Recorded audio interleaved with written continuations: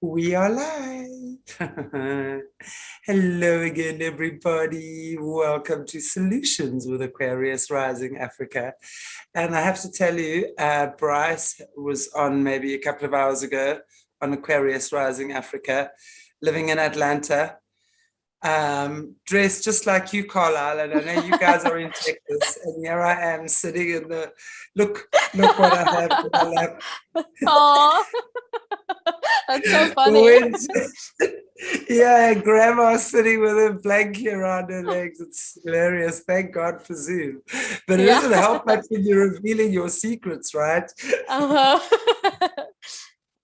Anyway, it's so good to have you back, beautiful. I haven't seen you for a couple of weeks. I know we've kind of been missing each other a bit. And I know last 2 weeks ago, I had load shedding, boom. As I was logging into you, everything went into darkness. Oh, goodness.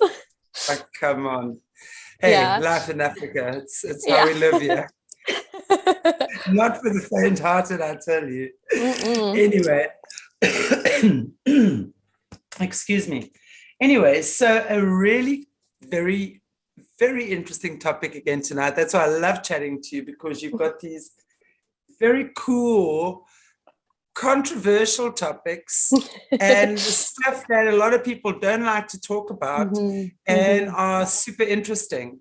So we're talking about birth control and fertility today. So I think that is such a good topic, because I think it's so taken for granted. We were just saying off air, I know in South Africa, I think it was in 60 or 61 that birth control came out for the first time. And I remember as well, a number of years later, sitting with a partner that I was with at the time, who had a young daughter. And we noticed her friend, she was 9 at the time, 9, 10, round about there. Her and her friends had actually, they developed breasts a lot earlier than what I recall my generation and roundabouts there developing. And that was really without the birth control. So we were wondering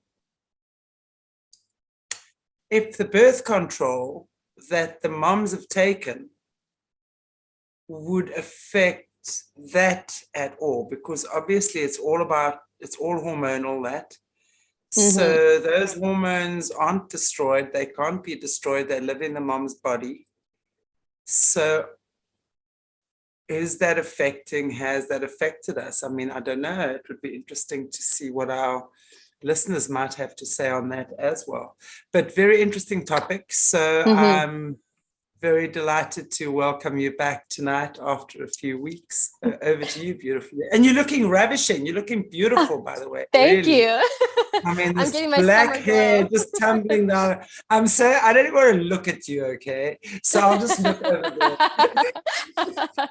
You're so funny. It's funny because I was on my mom's show like last summer, and I was wearing a tank top like this. And someone got all mad because they're like, she looks like she's in a swimsuit. But what people don't know is my bedroom's essentially an attic, and it's like 90 degrees in here during the day. So I feel like I'm in a little bit of a sauna, but that's why I'm always up here in a little tank top, showing my shoulders. You look lovely. You look fresh. You look hot. You look all these wonderful things. So yeah. Oh, thank you. Well, it's so funny that we were talking about the hormones being passed down, because the two things that inspired me to want to talk about this were a documentary and a book I've been reading. And in the book I'm reading is called Taking Charge of Your Fertility. And it was like a breakthrough book, I believe, in the 90s, because it taught women how to chart their fertility and taught them all about their cycles and all these things that you're supposed to learn as a young adolescent girl, but that most people just don't know. So they don't even know to pass it down. And there's a diagram in this book that is so touching, but also it gives light to what you were saying, because when your grandmother is pregnant with your mom has, so every baby girl is born with all the eggs that she's ever going to create. So when your mother is in your grandmother's stomach, she's already holding the egg that will one day be you. So I mean, that is like one of the most beautiful things in the world, because it shows you how in touch we are with, our ancestors and our grandmothers, and how like we're supposed to have that connectivity. But it also shows you that even the things we do as young women, before we start to have children, will one day affect our grandchildren and the quality of their DNA, essentially, which is, and I do believe that, you know, you can change all these things through good diet and lifestyle and make the best outcome for yourself. And you're not just doomed by that. But I believe I saw a study that was talking about how a lot of estrogen dominance gets passed down through rats when they were given synthetic estrogen. And so that is one of the things that's in birth control. So you would absolutely think that a mother that was taking birth control for a long time and then got off it just a few months before she wanted to get pregnant would absolutely pass down some of those disrupted hormones to the daughter. Yeah. I think it goes, it can't be another way. And I'm wondering, because it's been about 60 odd years now then that birth control's been around. So I'm wondering if there have been any studies, official studies that have actually been conducted around that, you know, to look into how that has affected maybe women that have been on the pill over a long period of time, or how that could have affected the generations after, because there would have been at least 2 or 3 generations now. Yeah. I mean, if I just, through 1, 2, 3, if I just look at my family, there'd be a sister, her daughter, and her children now as well that have come from birth control parents or mother, put it. So it's interesting to see. I would be very interested to know, and if there's anyone out there, any of our viewers who have any idea about this, I would love to know. Obviously, please know that we are not doctors. I'm certainly not an expert. And we're really having a discussion about it, because I think it's very important information to get out there and for people to know and understand about these things. Yeah, absolutely. Definitely. And so this is like, I watched a documentary, and you can rent it online. It's called The Business of Birth Control. And so what was interesting that I didn't know is that the FDA only ever approved birth control for short-term use. And now girls like 14 are given it, and then they take it all the way until they get married and want to have kids. So that's, 10, 15 years sometimes. And they're not given the informed consent about what it's really doing to their bodies. And you're right, it was around in the 60s when they started doing the trials and things like that. And the first trial they didn't do in the United States because they felt like it was too risky. So I think they went to Puerto Rico and essentially, took advantage of women who were in poor minorities. And if they were doing trials, they would have been doing them in Africa as well. Don't worry. That's usually where they do trials as well. Yeah, which is horrible, because they're like, oh, no one's going to pay attention. And of the trial, I believe like 4 or 5 women died, and one of them was a suicide. Because they had no informed consent about how much it can affect your mood. And that is like one of the biggest things, is that once you put a young woman on birth control at the age of like 14 or 15, where you already have so many things going on, that's such a tough age, and then she gets depressed, you kind of make a lifelong client of big pharma, because you're going to put on birth control, and birth control is going to make you depressed, and then we're going to give you a pill for your depression, and then you're going to get anxiety, and then you can't sleep because you're on a bunch of these pills, so we'll give you an Ambien. And so of course there's not going to be any kind of informed consent about this. And I believe just in the US, I don't know if it's the world or the US, but around 12 million women are on the pill, and only a percentage of them actually use it for birth control, and the rest are put on it for other health related reasons. And this is something I learned, because most girls, when they start their periods, and like we were talking about, they're starting them a lot earlier, which could be from their mothers being on birth control, and also all the toxins and the endocrine disruptors and everything from perfume to sunscreen to our water. But it's perfectly normal to have an irregular period for your first 5 to 7 years after you start, which is a long time. And most girls are put on birth control because they have irregular periods, and their doctors are never like, well, that's normal. You're 15, your body's figuring it out. Of course, it's not going to be on a perfectly set schedule. But it just goes to show you how, like, we always see these modern day feminists talking about misogyny and things like that. And the true misogyny against women right now seems to take place in the medical fields more, and so in birth control and pregnancy and things like that, and not the way that you would expect it. So, yeah. it's so true what you're saying, because I think, and also, you were speaking about informed consent earlier on. I think that there is so much that we've been deceived by. Mm-hmm. And I think this is just another way of doing it. If you're asking me what I think the solution to overpopulation in the world is, because at the end of the day, that's what this would have been sold to us as well. Mm-hmm. I think that's a whole conversation for another day, so I'm not going to get into that here. But the point is that, it messes completely with hormones, with young girls' hormones. I remember here in South Africa, there's a pill called Diane, or there used to be. And I remember every girl with acne was given that pill to clear up her acne when she was 14, 16. I mean, when you start taking birth control at the age of 14 and you start messing with your hormones like that, I mean, at the end of the day, also, it's true what you say, even though even for the first 5 to 7 years, your period is completely irregular. Your body's figuring it out. It's the same thing with teenage acne. I mean, I know it's a horrible, horrible thing. But at the end of the day, it's really just about something that's happening on the inside of you that requires that balance. So rather seek the balance of, what your body is needing through the sensitive time and the sensitive change, than just hammering it full of hormones, blocking off stuff, setting off other stuff. It just doesn't make sense to me. And it's been going on for a long time, so I would love to know what some of the conspiracy theorists out there think about this whole birth control thing. Yes. Actually. Because long term, you did talk about population control, because long term, it has massive effects on a woman's ability to create a healthy baby, because it depletes you. So when women get off birth control, one of the things they're recommended to do is to take a prenatal vitamin, because it specifically depletes all of the vitamins you need to get pregnant. So even if someone's not trying to get pregnant, they're just trying to balance out their vitamins afterwards, they're recommended to. Good? Yeah. To interrupt you, but my point on that is that how is that good? If you're taking something that's supposed to do something, yet it's taken away from another part of you, and then you've got to bring something else into it can't be good. Somewhere along the line, someone must say, okay, hang on, let's just take all of this chemical stuff away. Let's just look at what's happening within this person. Absolutely.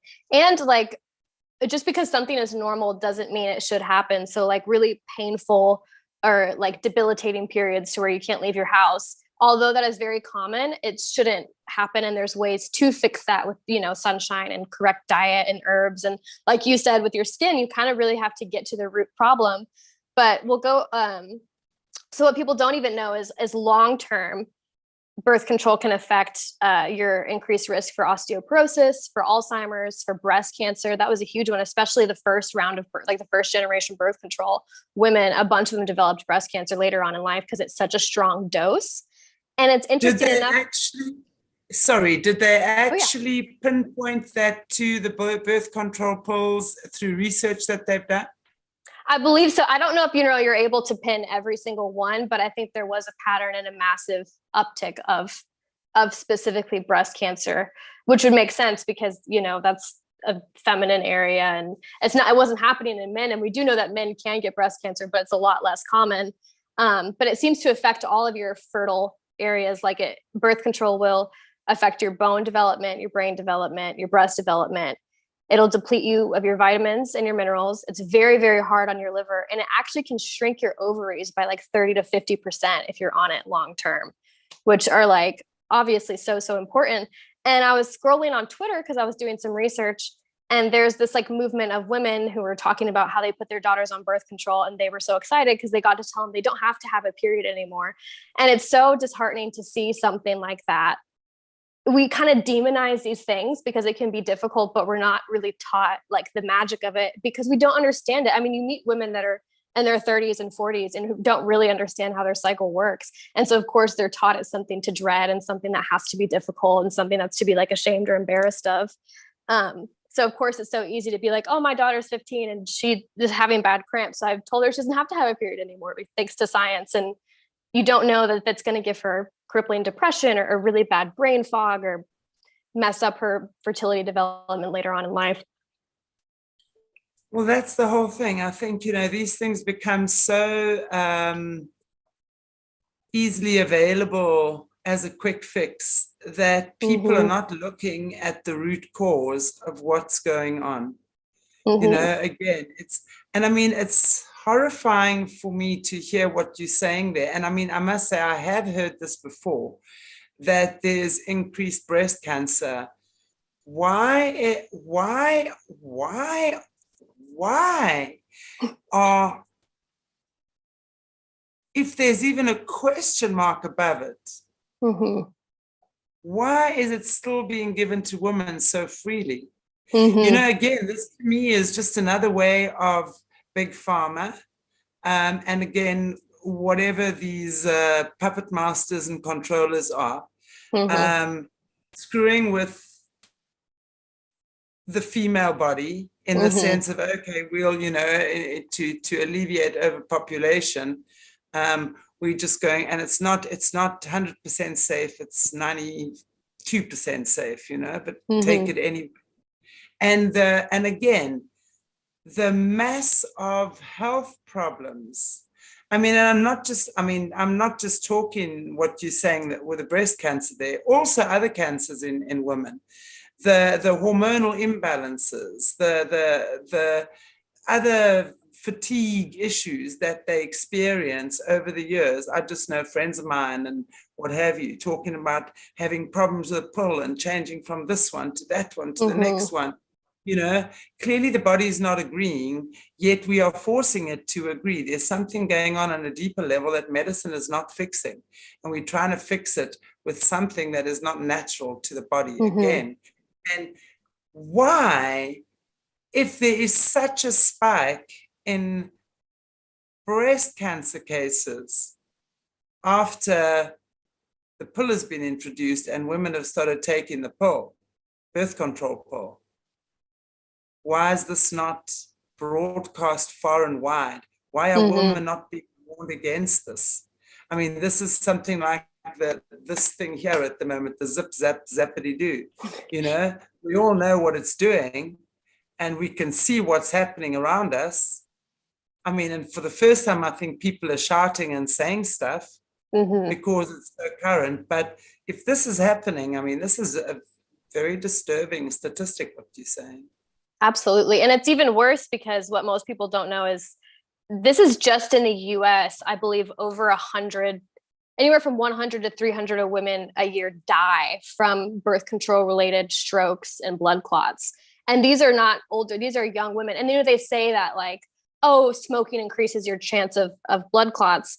But I think Merck and one other really big pharmaceutical companies, I think the NuvaRing and the birth control Yasmin were both, trying to pay out families hundreds of millions of dollars because their like 22-year-old daughters died in their apartment one day from blood clots in their legs. And they didn't have a black box. Like if you go to buy cigarettes, it's going to tell you right on the front, this is going to cause lung cancer and the FDA doesn't recommend this. But if you go to buy birth control, you have to pull out the little like paper slip and you have to look to find in the fine writing that says, this could cause a stroke or a blood clot that is potentially deadly and could kill you.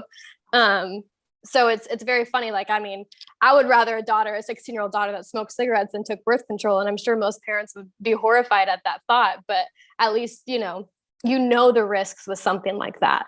And you're not made aware of the risks with something like birth control. And especially that, I mean, those families that lost their kids, they got to feel so bad and so betrayed by their doctors. And they're never going to get any sort of, they've been fighting for a stronger black box warning, but these companies just have too much money.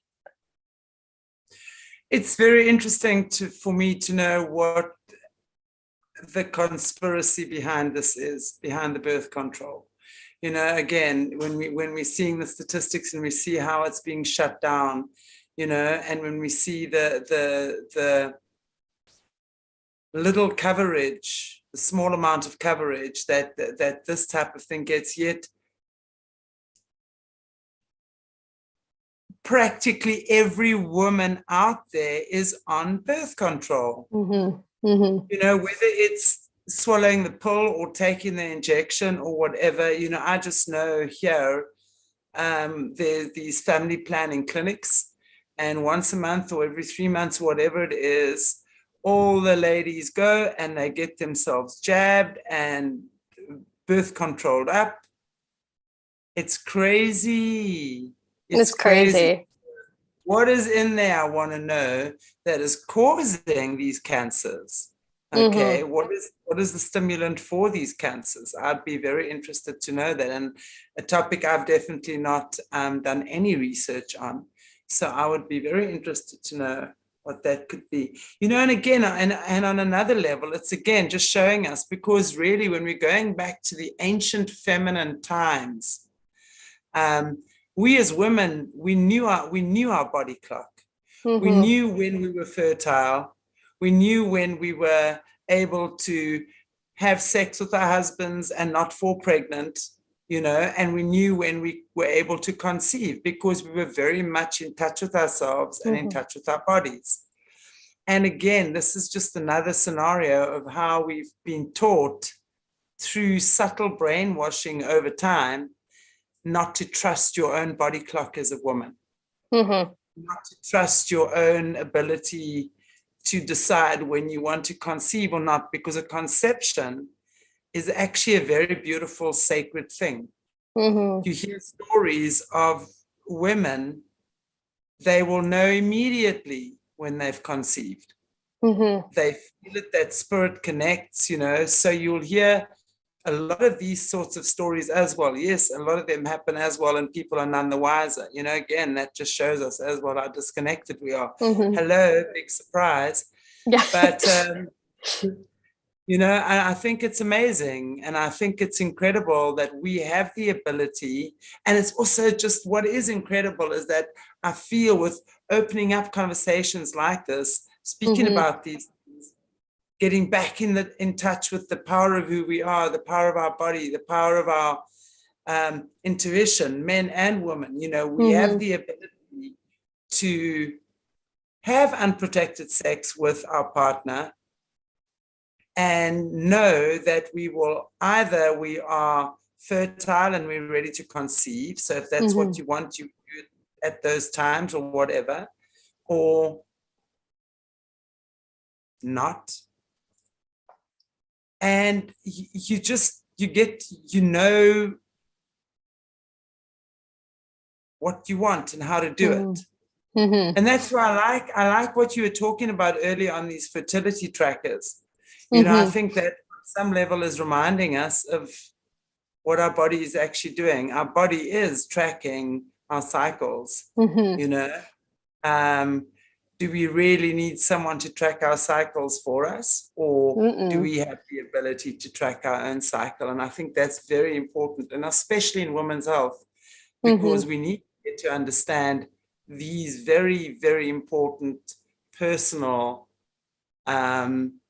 details, if you will. I'm not sure if that's the right word. It's probably not, but, you know, about ourselves.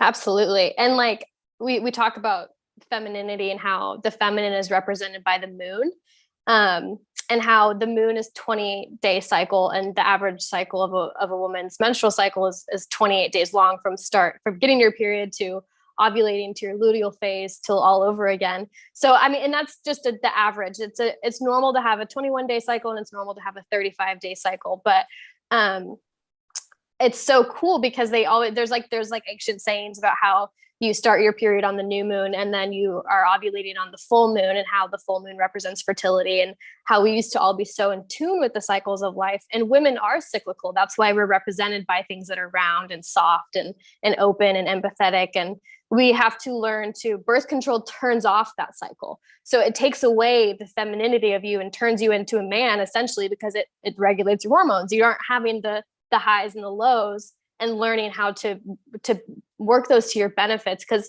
when you ovulate, besides being able just to get pregnant, you are more creative, you are more social, your body's it wants to go out and it wants to meet people and it wants to share things with the world. And then PMSing, or before you start your period, you want to stay home and you want to eat more protein and you want to sleep more, but you're also more intuitive. And so I think that when you turn off those cycles, you're kind of turning off your wisdom a little bit. And so we always talk about how there's like an attack on masculine men, but there is also an attack on feminine women, because they've told them that they're more valuable without the ups and the downs of what it is like to be a woman. And it's funny that we were talking about. That is so amazing what you've just said. Then please hold that thought, because it's really, I think it's so amazing, the way you've described that, because it really is true. I think it's wonderful. And we are cyclical beings. So we need to be able to understand that it's very normal for us as emotional beings to go through the ups, to go through the downs. And when you're in that down moment, you are able to go into that deep, uncomfortable place within yourself. But that's where the power for transformation lies. And, I've said this a lot, and I'll say this many times before. When a woman is either having PMS, PMT, or menstruating, that is your most powerful time of transformation.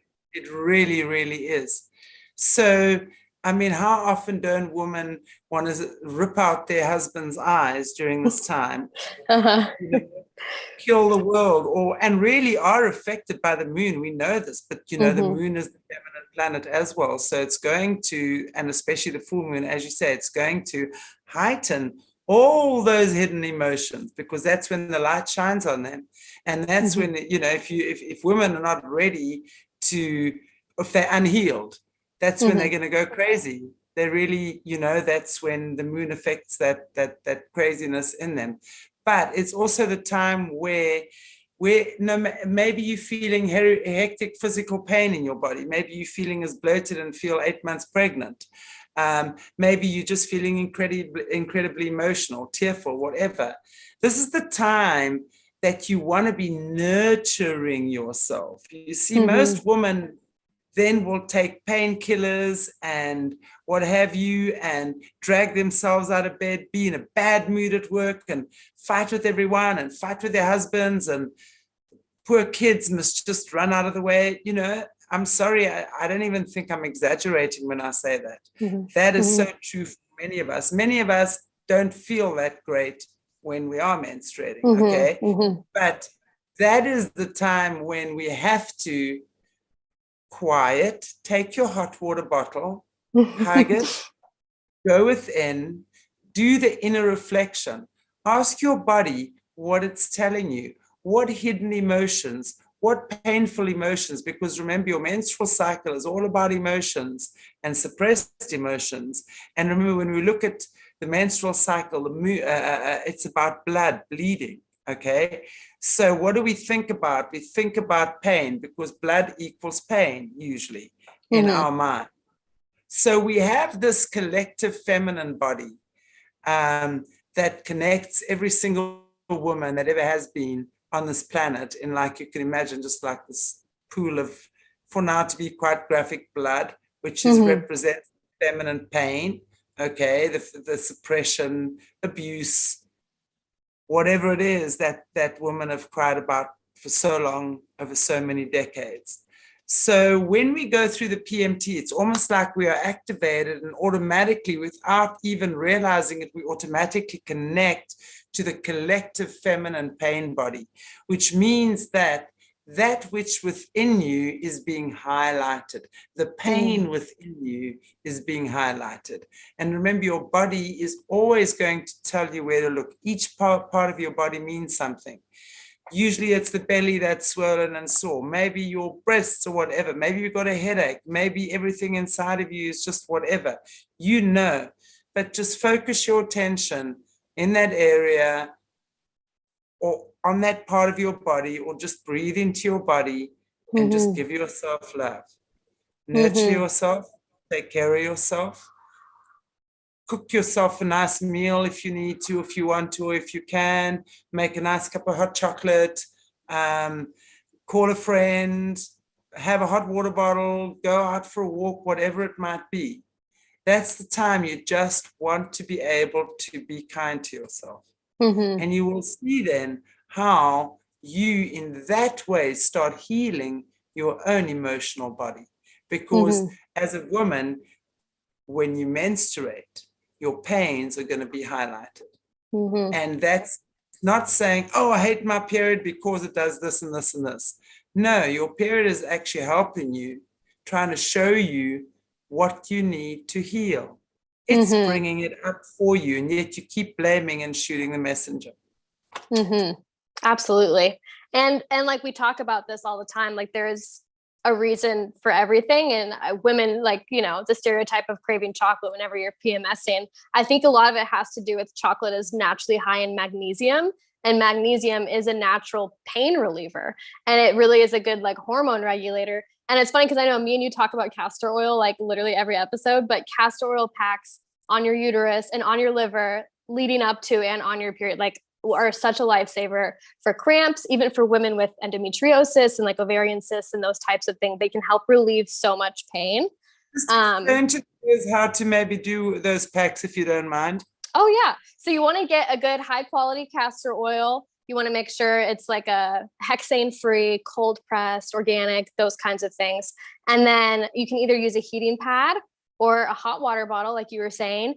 And then you need a cloth, preferably a wool flannel, like organic flannel cloth. I know they sell them at Sprouts here in the US, but you know, just like if you cut up a towel or something, I just think you don't want to make sure it has dye or any types of chemicals on it because castor oil breaks things down. So just a clean cloth that's made with a good true material. And there's different ways of doing it. A lot of people use cellophane plastic wrap to keep it in place, but I would never use plastic and heat together. So that's just me. So I usually put the castor oil directly on my stomach or over my uterus or over my liver. And then I put the wool flannel over that area. And then I put the heating pad over that. And I just do it for about an hour, usually at night, like right before I go to bed, because you're already laying down. It's very viscous and sticky. So just be careful and make sure you have a lot of towels nearby. And then there's a very easy way too. You can just put like 2 tablespoons directly on the wool flannel and then put it on your stomach if you don't want to rub it in and get it all messy. I just like the feeling of, you know, like being covered in castor oil. So, but I find both ways work very, very well. And it will really help with, you know, like digestion and especially like on your liver. That's like, so many of our hormones are processed in our liver as well. And so especially like the 2 weeks before leading up to your period, it's really good to kind of start helping that and assisting that. And warmth. I think the warmth of the castor oil pack really helps as well because a lot of people recommend drinking like really warming teas with warming spices like ginger the week leading up to your period because you want to get that blood flowing because a lot of cramps are just the blood doesn't have a way to get out. So you want to get the circulation going and the blood flowing. So castor oil packs and warm tea. Like you said, hot chocolate has natural magnesium and you get a little sweet and you get a little sweetness from it. Well, yeah, I make my hot chocolate with either almond milk or macadamia milk and cacao powder and maybe a little bit of coconut sugar or honey. And then I whiz it up in my NutriBullet. It is delicious. It just whiz. It's like a milkshake that comes out after that. Sounds amazing, like all foamy and delicious. It's all yummy, and if you want to warm that up, you can either have it hot or cold. So amazing. And like you were saying earlier, and since we are on the solutions channel, I'm all about giving solutions, and we talk about, you know, the family planning places that will, you know, just give out birth control pills like candy. What they aren't doing is they're not teaching women and young women the fertility awareness method. And there are ways to interpret the days that you are fertile, which is on average 6 days a month. I think it can be as many as maybe 8 or 9 and as little as 3 or 4. But on average, that's not a lot to manage. And if you learn how to interpret those signs, one, I think it's such a good way of getting in tune with your body. And when you can be like, oh, today I'm ovulating, so it's a good day to start a new creative project. It goes beyond just, you know, checking to make sure you're not pregnant and into kind of getting you into your divine feminine. So I'm reading this book. It's called Taking Charge of Your Fertility by Toni Weschler. I don't know how to spell her last name. It's very popular and it teaches you, it's like 500 pages and it looks intimidating, but it's a very, very easy read and the print is very large. And it's a step-by-step that teaches you how to track your fertility and chart your fertility. And you, like I bought a basal body thermometer because what's so cool is your temperature raises after you ovulate. So when you're on your period and you're in your follicular phase and pre-ovulatory phase, your temperatures are going to be lower. And then after you ovulate and your progesterone hits and you're in your luteal phase where you're not able to get pregnant, your temperature raises. So I have a little chart on my phone and I can actually see when that shift happens. And it's so, I mean, I feel like such a little nerd, like putting in my temperatures every morning, but it's really fun. And so it does, there's a learning curve. And I will say at first it looks overwhelming, but once you understand it, it is very, very simple.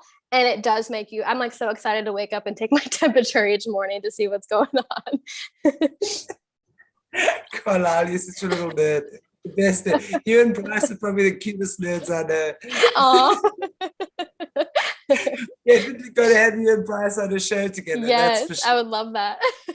My nerdy friends, what did you come up with today? That made you look like a nerd. It's so cute. Interesting.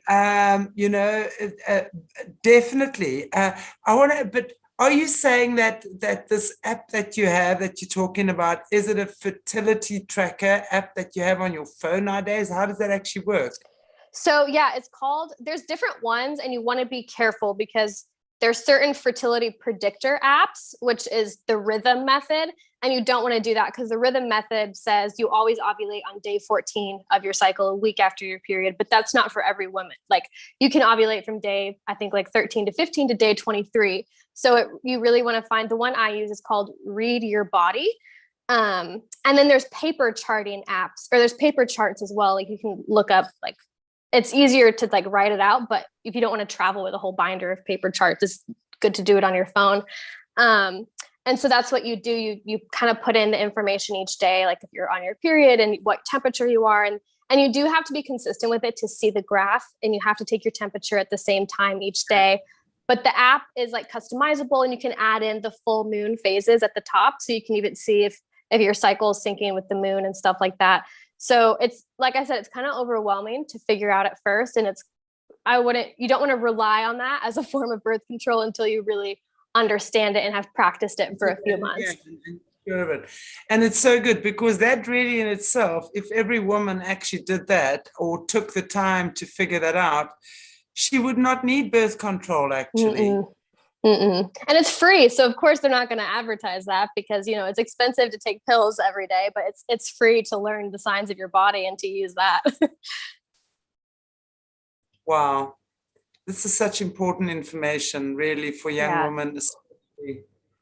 Yeah. And there's a lot of, so the book I read, I know I've said it, but I'll say it again. There's Taking Charge of Your Fertility. The other book I read is called The Fifth Vital Sign. And it's by Lisa Hendrickson-Jack. And it talks about your period as the fifth vital sign, because when you go into a hospital, they're going to take your blood pressure and they're going to look for your 4 vitals. But as a woman, we have a 5th one and it's kind of feedback. And so it talks all about learning about your 5th vital sign and how to interpret that. And then you can just look up. Have you read that? And your 5th vital sign is your menstrual cycle. Yes. So what does she say about that? I'd be very intrigued to hear that. Have you read the book? I have. I just finished it. I just read it on my phone. It's a pretty easy read. And a lot of it was stuff I already knew because she goes into like what we talked about today about what birth control does to your vitamins and minerals and how to replenish them. But she talks about like what your period should look like and things to look out for and how it should be, 21 to 35 days and how you shouldn't be having really bad cramps and it shouldn't be debilitating. And it kind of teaches you, she even has whole sections on nutrition and how to eat your body into like a better cycle. And then she goes into learning your fertility markers. So besides like your body temperature, your basal body temperature, you don't want to use just like a normal fever thermometer.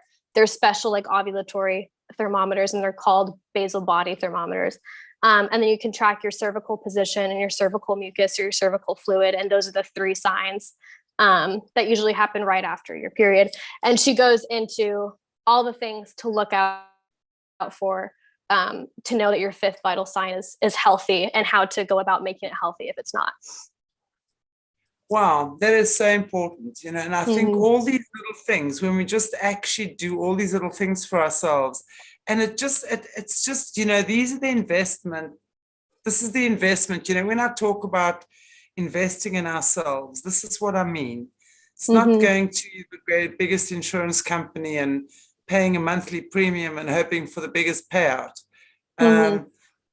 Because when you really invest in learning about your body, learning about health, learning about longevity in a truly natural and organic way, your life becomes such an enriched experience, you know, and then you don't need all of that other stuff because you provide for yourself in other ways. It's incredible.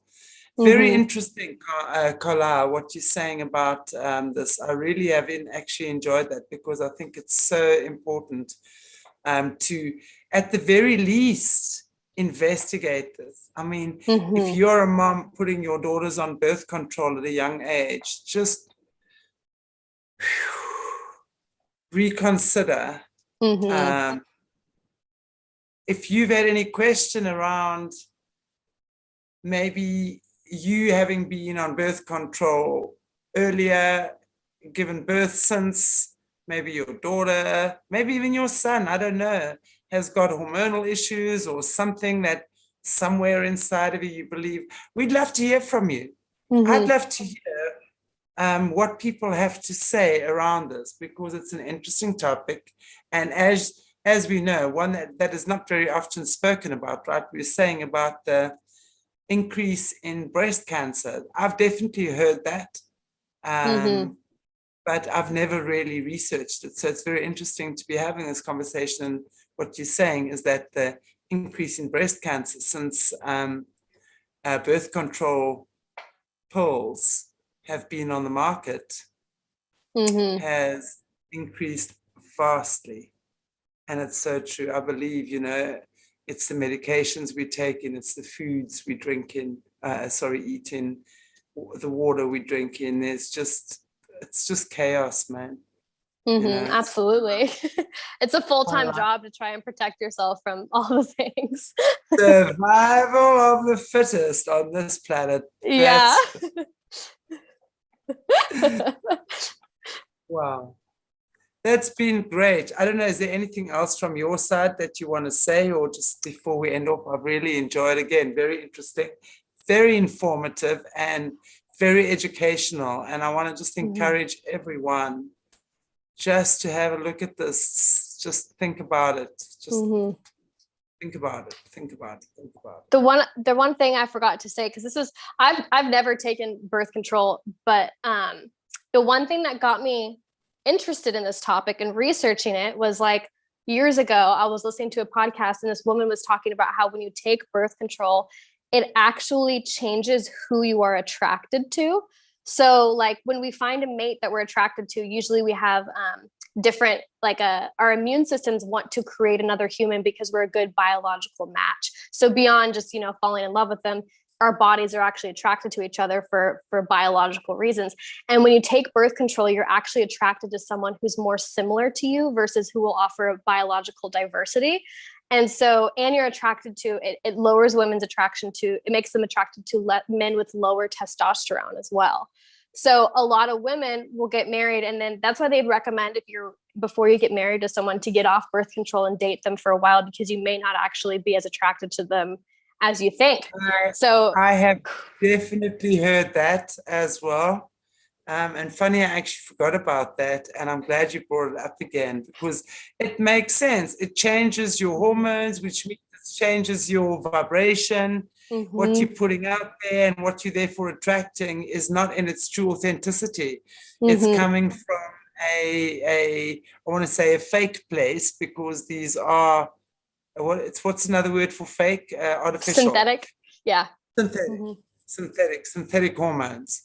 And so it's giving off a completely different vibration to your natural, authentic spiritual vibration. So you're attracting a different kind of human who's also got synthetic hormones, or maybe, as you said, with a lower testosterone, because things in you have changed. That's insane. You I know. See, when we learn how to speak the language of the body and we look beyond the physical eyes, and I mean, we're going to find a whole new world in there. We're going to realize our bodies are talking to us all the time and always have been. Wow. Absolutely. But yeah, no, that was so eye-opening for me, because I was like, oh my gosh, I feel like everyone should know that. Like your doctor should tell you, but a lot of these doctors really don't even understand it as well as they think. Um, they just disregard a lot of this, like I said, because it's not going to get them a check. So yeah, I highly encourage everyone to, not even just with birth control, but with anything you're going to take that comes from a pharmacy, to really do your informed consent research. And you can't really trust the people that tell you the truth all the time. But especially, you know, I think as women, it is our responsibility to kind of pass on this information to the younger girls as well.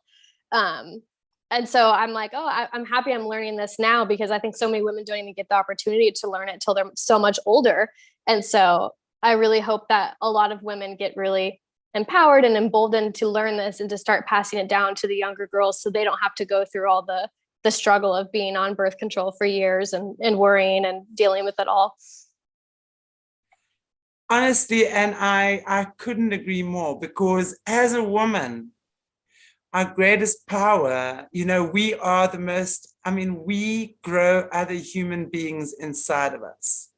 Mm-hmm. We are incredibly powerful. I mean, we got to let that sink in. We grow other humans inside of us. We are amazing. So it is completely in our best interests to get to know our bodies and get to know our feminine body clock and our cycles, and track that. And that gives you the power, because it's just, you're using all of you, you know, it's like you can see yourself as this powerful Porsche, okay? But you've been driving around in an 1100 VW engine. So now it's like you've got all this potential to be this powerful Porsche. You know, get your engines revving, be aware that they're there, get them cleaned out, get yourself aligned, because this is really, really, really amazing, because it really, to understand the power that we have, and understanding our own body, our own cycles, understanding our own health, understanding every thought that we have affects the way our body responds. Understanding all of these things, your body's designed to heal itself. I mean, it's just, so this is great information. Thank you. Thank you so much, Carla. Yeah, of course. I was so excited to talk about it. Yeah, I'm so glad. Fantastic topic. So yay, as always, when you're having fun, time flies. It's true. Really, really, really happy to have had you on tonight. So looking forward to seeing you again in 2 weeks' time. Me too. With more beautiful, amazing information. I'm going to contact you soon as well to come and join us on one of our Soulful Sunday programs. Amazing. It's going to be fab. We're just setting everything up, and it'd be wonderful to have you on there as well. So guys and girls, if you haven't already, please give our channel a like, a share, and a subscribe. Find us on Facebook, BitChute, Twitter.